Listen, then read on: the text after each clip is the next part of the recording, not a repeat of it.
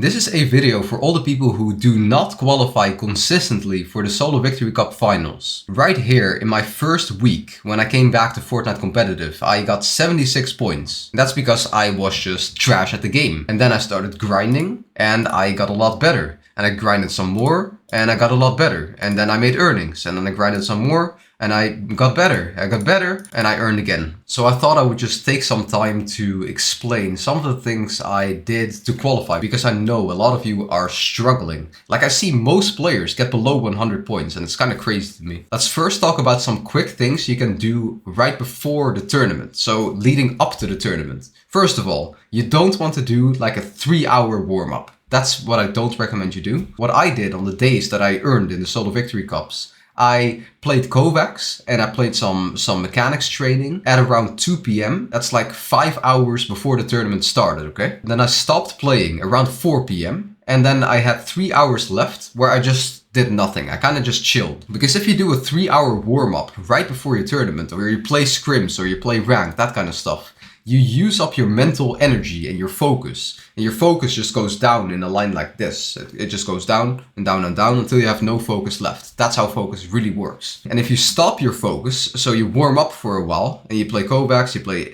mechanics. If you stop for a while and take a 3-hour break, it just resets. It goes all the way back to 100 basically. And you can have full focus when you go into the tournament. The next thing, this might be a little bit superstitious, but I don't eat anything right before the tournament. I do this every time I qual and earn. Because the tournaments start in the evening, right? So around 6 p.m. is usually when I eat, and then 7 p.m. the tournament starts. A couple of seasons ago, I didn't do that. I didn't eat any meals before the tournament, and I qualified for every Solo Victory Cup. But this season, I didn't qualify for 2 Solo Victory Cups, the first 2. And those were the exact weeks where I ate before the tournament. So call me crazy, but I think when you eat a meal, your energy goes to digesting the food and you will have less energy to put into the game. Like, if you just think about a lion, right? A lion, he just hunts for his food and he gets the food and he eats the animal. And then what happens after?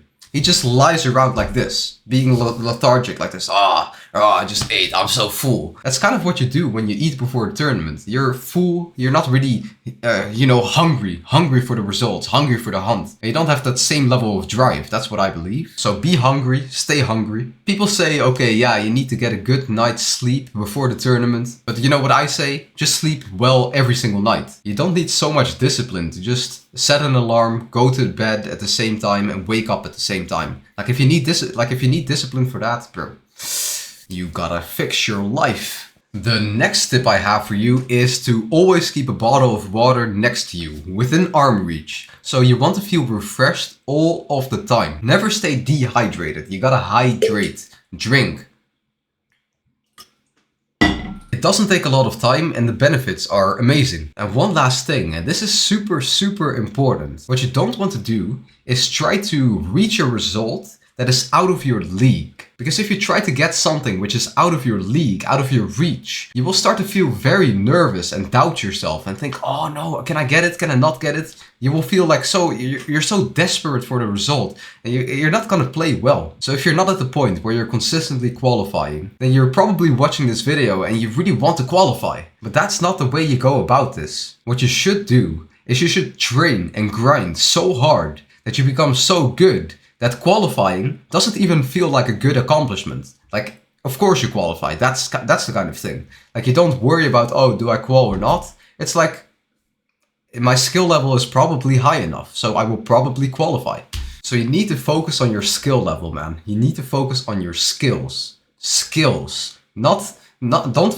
Don't chase the results, don't chase butterflies. You gotta build your garden and train your skills, okay? And if you build your garden, if you train your skills, the results will come. You will attract butterflies automatically. You can watch my butterfly video, it's amazing. It's one of the best videos I've ever made, man. But yeah, let's get into the in-game tips now. Now let's talk about the in-game things you gotta think about. So first of all, you need a solid drop spot. And you need to drop at a single drop spot every single game. Same drop spot every time. Do not change your drop spot mid-tournament. And ideally, you also have a very good and strict looting path. So you know exactly which trees to farm, which bricks to farm, which chests to get. Now for the mid game, what I recommend is that you stay around that side. So this guy landed right here, but eventually he started rotating and now he's all the way here. So for some reason this guy is going full congested side. He landed right here and he was already kind of dead side. He could have just went to Sandy somewhere around this area right here and gotten some extra loot and then just sit in a building inside Sandy.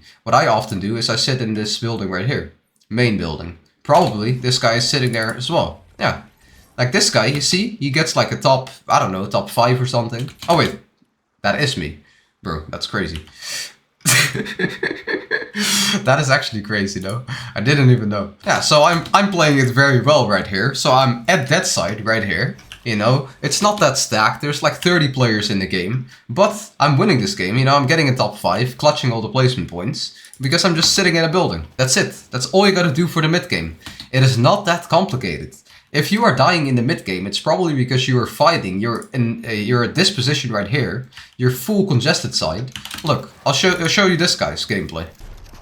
So he kills this kid right here, but then he gets into another fight. Now he decides to 50-50. Oh no. Okay, so he placed all of these armored walls, but he was not connected, so he's gonna get chopped. He has to build instantly right now. But he can't, and he dies. I guess he made some mistakes right there, but if he just sat in a box like me right here, this would not have happened. I do eventually start to fight a kid because, you know, he looked trash, he jumps in my box, I kill him, easy. And now you're in endgame. So what do you do in endgame? Well, hopefully you know exactly what to do in endgame because you practiced loads of scrims. But most of you guys are not grinding scrims and that's why you don't clutch these placement points and you don't qualify. Like right now I have 19 points, but if I win the game I will have like 70 or something. Like honestly, you just need more endgame experience because right there, for instance, this little thing, this is such a minor thing. I was walking with Fizz on top of these cones and instead of jumping right here, because I went down in elevation, instead of jumping I just sprinted forward. And this is a mistake I have made loads of times where I jumped at this situation right here and then I just got beamed mid-air and I started fixing the issue and someone told me, you know, it might be best to just run off this, and that's what I thought. Okay, yeah, that's a good idea. The point I was trying to make is that you learn through experience. So you play a game, you find out why you died or which mistakes you made, and you try to figure out the solution, and you try to do that solution in your next games.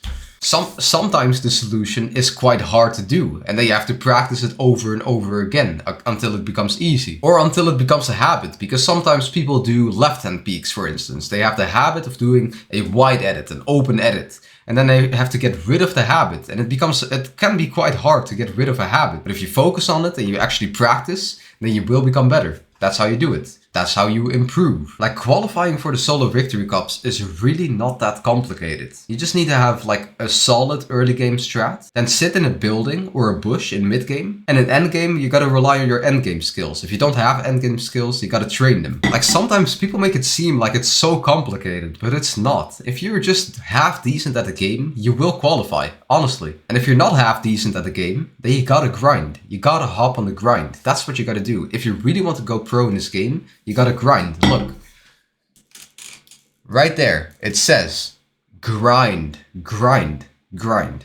That's all you gotta do. If you grind, you will automatically improve all of your skills. And when you are skilled enough, then this game becomes easy and you will easily qualify and you will probably earn. Tomorrow I'm going to host scrims for the very first time. It's gonna be a little tournament, and if you get top 5, you will get the GoPro courses, and if you get first place, I will VOD review one full tournament of yours. So if you want to join this tournament and play the scrims, if you want to grind, then come join the Fortnite Grinders Discord server right here. First link in the description, and I'll catch you in the next video, man.